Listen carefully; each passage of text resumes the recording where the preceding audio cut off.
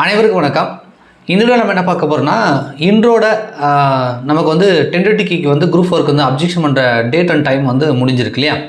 So இதில் ஓவராலாக எவ்வளோ கேள்விகள் வந்து அப்ஜெக்ஷன் ஆகிருக்கு, மேபி ஃபைனலில் வந்து கீழே வந்து எவ்வளோ சேஞ்ச் ஆகலாம், கட் ஆஃப் என்ன வரதுக்கு வாய்ப்புகள் இருக்குது, அது போன்ற விஷயங்கள் தான் நம்ம இதில் வந்து பார்க்க போகிறோம் ரைட்டா. கட் ஆஃப் வீடியோ நம்ம புது சேனல் ஏற்கனவே வீடியோ போட்டுப்போம், மேபி நீங்கள் வந்து பார்த்துருக்கலாம். ஸோ இந்த வீடியோவோட மெயின் இது என்னென்னா, இந்தளவுக்கு வந்து ஒரு குரூப் 4 எக்ஸாம் வந்து கஷ்டமான ஒரு கொஷின் பேப்பர் அப்படின்றது இதுக்கு முன்னாடி இருந்ததில்லை. இது எல்லாருக்கும் தெரிஞ்ச விஷயம். அதே மாதிரி இந்தளவுக்கு வந்து ஒரு தவறான ஒரு கொஷின் ஆன்சர் வந்து இதுக்கு முன்னாடி நடந்த குரூப் 4லையும் கிடையாது. என்ன அப்படின்னா, ஒட்டுமொத்தமாக எனக்கு தெரிஞ்சு பார்த்தீங்கன்னா, நான் வந்து உங்களுக்கு யூடியூப்பில் சொன்னது மட்டுமே பார்த்தீங்கன்னா ஒரு 15 கேள்விகளுக்கு மேலே அப்ஜெக்ஷன் பண்ணுற மாதிரி வித் ப்ரூஃபோடு காட்டியிருப்பேன். இது இல்லாமல் நம்ம டெலகிராம் குரூப் வந்து நம்ம குரூப் 4 அப்ஜெக்ஷன் பண்ணுறதுக்குன்னே ஒரு குரூப் வந்து க்ரியேட் பண்ணியிருந்தோம். அதில் நிறைய ஆதாரங்கள் வந்து ஸ்டூடெண்ட் வந்து ஷேர் பண்ணியிருக்காங்க. அதெல்லாம் நான் செக் பண்ணி பார்க்கும்பொழுது கிட்டத்தட்ட ஒரு 25 வினாக்களுக்கு மேலே வந்து ஒட்டுமொத்தமாக குரூப் 4 வந்து அப்ஜெக்ஷன் பண்ணுறதுக்கு உரித்தான கேள்விகளாக இருக்குது. அப்போ ஒரு தேர்வில் ஒரு 200 கொஷினுக்கு 25 கேள்விகளுக்கு மேலே வந்து அப்ஜெக்ஷன் பண்ணுற மாதிரி இருக்குது அப்படின் பொழுது அது எந்த அளவுக்கு வந்து தவறாக இருக்குது அப்படின்றத கண்டிப்பாக நம்மளால் வந்து புரிஞ்சிக்க முடியும். ஸோ இந்த தேர்வை பொறுத்த வரைக்கும் டஃப்பான கொஷின் பேப்பர் அப்படின்னு சொல்கிறத விட்டுட்டு இது வந்து தப்பான கொஷின் பேப்பர் அப்படி வேணால் சொல்லலாம். அந்தளவுக்கு வந்து தவறு இருக்குது. இந்த 20க்கு மேற்பட்ட கேள்விகளை ஸ்டூடெண்ட் அப்ஜெக்ஷன் பண்ணியிருக்காங்க. அது அப்படியே வந்து டிஎன்பிசி கன்சிடர் பண்ணுவாங்கன்னு சொல்ல முடியாது இல்லையா. அவங்க ஏதாவது ஒரு இதில் இருப்பாங்க, அவங்க ஏதாவது ஒரு சோர்ஸ் வச்சு அவங்க முடிவு பண்ணுவாங்க, அந்த கமிட்டி முடிவு பண்ணும். எப்படி பார்த்தாலுமே இந்த 25 கேள்விகளுக்கு மேலே அப்ஜெக்ஷன் பண்ணதில் கிட்டத்தட்ட ஒரு 10 கேள்விகளுக்கு மேலே வந்து ஃபைனல் கீழே இப்போ டென்டேட்டிவ் கொடுத்துருக்காங்களே டிஎன்பிசி, அதுலேருந்து அப்படியே டோட்டலாக வந்து வேரியேஷன் வரத்துக்கு வாய்ப்பு இருக்குது. மேபி அனைத்தும் சரி, எந்த ஆப்ஷன் கொடுத்தாலும் மார்க் கொடுக்குற மாதிரி வரலாம், அல்லது 2 ஆப்ஷன் ஏபி சரி, அல்லது பிசி சரி, சிடி சரி, இந்த மாதிரி வந்து 2 ஆப்ஷன் 3 ஆப்ஷன், ஸோ இந்த மாதிரிலாம் வந்து வரத்துக்கு வாய்ப்பு இருக்குது. இந்த மாதிரி வந்து டென்டேட்டிவ் கீக்கும் ஃபைனல் கீக்கும் ஒட்டுமொத்தமாக ஒரு 10 கேள்விக்கு மேலே வந்து அது வந்து டிஃப்ரெண்ட் வருது அப்படின்னா கண்டிப்பாக வந்து கட் ஆஃப் வந்து சரியாக ப்ரிடிக்ட் பண்ணவே முடியாது. எதிர்பார்த்துட்ருக்கோம் எனக்கு வேலை கிடைச்சிரும் அப்படின்னு சொல்லி எதிர்பார்த்துருக்கவங்களுக்கு கிடைக்காமலே போகலாம். எனக்கு கிடைக்காது, நான் பார்டர் கட் ஆஃபில் இருக்கிறவங்க திடீர்னு பார்த்தா மேபி ஃபைனல் கீழே வந்து வேரியேஷன் ஆகும்போது அவங்களுக்கு இன்னும் கொஞ்சம் நம்பர் ஆஃப் கொஷின், சரியான நம்பர் ஆஃப் கொஷின் வந்து மார்க் அதிகமாக கிடைச்சி மேபி அவங்களும் வந்து செலெக்ஷன் ஆகலாம். ஸோ வந்து யாராலுமே ப்ரிடிக்ட் பண்ண முடியாத ஒரு கட் ஆஃப் தான் வந்து இந்த ஆண்டு வரும் ரைட்டா. எல்லாருமே ஓரளவுக்கு வந்து 150க்கு மேலே இருந்தால் சேஃப்டி அப்படின்லாம் சொல்லியிருப்பாங்க. இப்போ இந்த டென்டேட்டிவ் கீ படி நீங்கள் 145 146 எடுத்திருந்தால் கூட மேபி அது ஃபைனல் கீழே உங்களுக்கு வந்து நம்பர் ஆஃப் கொஷின் வந்து கொஞ்சம் அவங்க நீங்கள் போட்ட ஆன்சர் நீங்கள் அப்ஜெக்ஷன்லாம் பண்ணியிருப்பீங்களே அதன் மூலியமாக வந்து ஒரு 5 கொஷின் வந்து எக்ஸ்ட்ரா உங்களுக்கு கிடைக்குது அப்படின்னா நீங்களும் 150 வந்து கிராஸ் பண்ணுவீங்க. அதேமாதிரி நான் கிடைச்சிரு சார் நம்பிக்கையாக இருக்கேன், எனக்கு 150+ வருது அப்படின்னா மேபி நீங்கள் இப்போ இந்த அப்ஜெக்ஷன் பண்ணதுனால வந்து ஏதாவது உங்களுக்கு ஒரு 4-5 கொஷின் வந்து தவறாக போச்சு அப்படின்னா நீங்கள் அதுக்கும் கீழே வந்துடுவீங்க, 150க்கும் கீழே வந்துடுவீங்க ரைட்டா. பார்டர் கட் ஆஃபில் வரீங்க, மேபி கிடைக்காம போகலாம், அந்த மாதிரி சுச்சுவேஷனில் வருவதற்கான வாய்ப்பில் இருக்குது. ஸோ அதனால் கட் ஆஃப் டிசைட் பண்ணுறது அப்படின்றது ஃபைனல் கீயை பொறுத்து தான் இருக்கும். ஏன்னா அந்தளவுக்கு வந்து அப்ஜெக்ஷன் பண்ணியிருக்காங்க. 25க்கும் மேற்பட்ட கேள்விகள், நிறைய தவறுகள் இருக்குது ரைட்டா. ஸோ இப்படி ஒரு தவறு யாரும் வந்து பார்த்துருக்க மாட்டீங்க.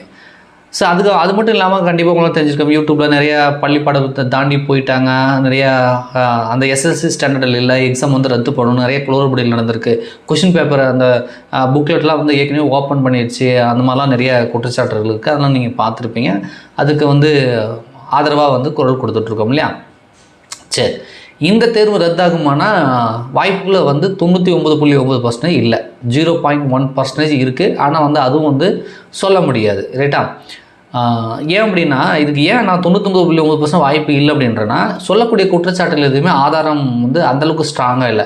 உதாரணத்துக்கு கொஷின் பேப்பர்லாம் பிரிஞ்சிருக்கு, இல்லை அந்த மாதிரி இந்த பஸ்ஸில் எடுத்துகிட்டு போனாங்க, அந்த ஓஎம்ஆர்லாம் வெளியே இருந்துச்சுலாம் சொல்கிறாங்களே, அது எதுவுமே நீதிமன்றத்தில் செல்லுமா அப்படின்றது நமக்கு தெரியல.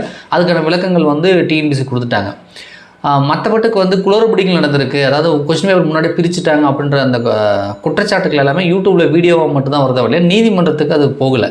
ஸோ ஆதாரத்தோட நீதிமன்றத்துக்கு போய் அந்த குளறுபடிகள் வந்து பொறுப்பு அதை நிரூபிக்கப்பட்டால் மட்டுமே இந்த தேர்வு ரத்து செய்யப்படும். ஸோ அப்படி யாரும் வழக்கு போட்ட மாதிரி தெரியல, அப்படி யாரும் வந்து குளறுபடிகளுக்கு ஆதாரம் இருக்கிற மாதிரியும் வந்து சொல்லலை ரைட்டா.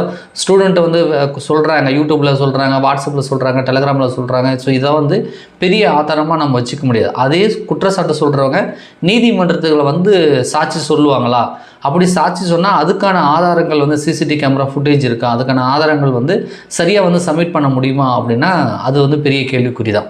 ஸோ அப்போ இந்த தேர்வு என்பது ரத்தாவதற்கான வாய்ப்புகள் இல்லை அப்படின்றத சொல்லலாம். நம்ம 99.9% இல்லைன்னு நம்ம சொன்னாலும் 100% கூட இல்லைன்னு சொல்லலாம். ரைட்டா?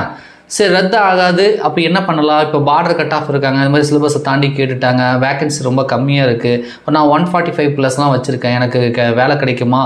கிடைக்கணும் சார். ஏன்னா இதில் வந்து நிறைய லக் ஃபேக்டர் தான் உள்ளே போயிருப்பாங்க. 150+ போட்டிருக்காங்கன்னா அவங்க 150 கேள்விகள் சரியாக தெரியும்னு அர்த்தம் கிடையாது. மேபி அவங்க 120 130 தான் தெரியும். மேபி லக்கில் அவங்க ஒத்தை ரெட்டை பிடிச்சதில் 10 கேள்விகள் சரியாக வந்திருக்கலாம், 20 கேள்விகள் சரியாக வந்திருக்கலாம். ஸோ அப்படின்னும் போது 3 ஆண்டுகளாக 4 ஆண்டுகளாக படிச்சுட்டு 145+ வச்சுருக்காங்க, 140+ வச்சுருக்காங்க. அப்படின்னும் பொழுது பிசி எம்பிசி சொல்லியிருக்கேன், எஸ்எஸ்டியில் ஒன்று கூட கம்மியாக வரும். ஸோ அவங்களுக்கும் ஜாப் கிடைக்கணும். அதாவது லக் ஃபேக்டரை தாண்டி கஷ்டப்பட்டு படித்தவங்க ஓரளவுக்கு ஸ்கோர் பண்ணியிருக்கவங்களுக்கும் வேலை கிடைக்கணும். அப்படின்னா இந்த வேக்கன்சி அப்படியே டபுள் ஆகணும். அதாவது இப்போ வந்து 4000 கூட வேக்கன்சி இல்லை, 3000 சம்திங் தான் இருக்குது. ஒரு 4000 வச்சுக்கோங்க பேச்சுக்கு. இந்த 4000 வேக்கன்சி என்பது அப்படியே 8000 10,000, அதாவது ஒரு 10,000. ரைட்டா? ஒரு தோராயமாக சொல்லணும்னா ஒரு 10,000 வேக்கன்சியாக இது வந்து அதிகரித்தாங்கன்னா நிச்சயமாக அது சரியாக இருக்கும். ஏன்னா இப்போ இவங்க கேட்டது தப்பு தான். அதாவது நம்ம இதை சரிப்படுத்துகிறவங்களும் நிறைய பேர் இருக்க தான் செய்கிறாங்க. யூடியூப்பில் நீங்கள் பார்த்துருப்பீங்க, இவங்க வந்து புக்கை தாண்டி கேட்டது சரி தான், இவ்வளோ டஃப்பாக கேட்டது சரி தான், இப்படி தான் கேட்கணும், போட்டித் தேர்வுனா இப்படி தான் இருக்கணும், கடினமாக தான் இருக்கணும், அப்படி இப்படின்னு நியாயப்படுத்துவாங்க. ஸோ அதை வந்து நான் தப்புன்னு சொல்ல வரல, அது அவங்களுடைய பார்வை. ரைட்டாக? ஒவ்வொருத்தருக்கும் ஒவ்வொரு பார்வை இருக்கும். ஒருத்தர் வந்து சரின்னு சொல்கிறது, இன்னொருத்தர் தவறுன்னு சொல்லுவாங்க, இன்னொருத்தர் தவறுன்னு சொல்கிறாங்க, இன்னொருத்தர் சரின்னு சொல்லுவாங்க. இது ஒவ்வொருத்தரோட பார்வையாக இருக்கும். உதாரணத்துக்கு ஒரு கொலை பண்ணிட்டான்னு வச்சுக்கோங்களேன், அது சட்டப்படி தப்பு தான், தப்பு தான், கொலை பண்ணது தப்பு தான். ஆனால் வந்து அந்த கொலை பண்ணவங்ககிட்ட போய் நீங்கள் ஏங்க கொலை பண்ணேன்னு கேட்டிங்கன்னா அவங்க ஏதாவது ஒரு ரீசன் சொல்லுவாங்க, வேலிடான ரீசன் கூட சொல்லுவாங்க. ஏன்னா அவங்க திட்டாங்க, அடிச்சிட்டாங்க, இல்லை எங்கள் வீட்டில் யாராவது கொலை பண்ணிட்டாங்க, இல்லை அவங்களால என்னோடய லைஃப் போச்சு. ஸோ ஏதாவது ஒரு காரணக்கர்த்தா சொல்லுவாங்க. அந்த காரணம் என்னது வேலிடாக கூட இருக்கலாம், ஆனால் அதை வந்து நியாயப்படுத்த முடியாது.